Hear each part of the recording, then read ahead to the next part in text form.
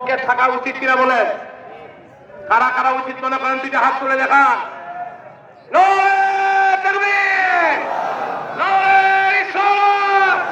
বিশ্বের মুসলিম, বিশ্বের মুসলিম আমার এই একতা ছাড়া আমরা বেঁচে থাকার আর কোন ভয়ে আমাদের সামনে খোলা।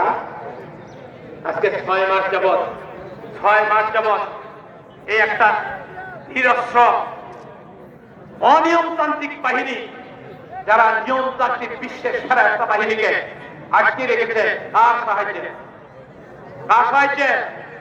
এবং তারা যখন একটা আক্রমণ করে সাথে সাথে তারা জুড়ে বলে আল্লাহু আকবার। তারা মারে কার নামে? আল্লাহর নামে। এবং মুসলমানরা বিশ্বাস করে আমি যদি মারা যাই এইভাবে, তাহলে আমার সামনে দুইটা রাস্তা খোলা, একটা হইলো আমি শহীদ, নতুবা আমি মজলুম। মজলুমও বেহেশতি, শহীদও বেহেশতি। সুবহানাল্লাহ। মজলুমও বেহেশতি, শহীদও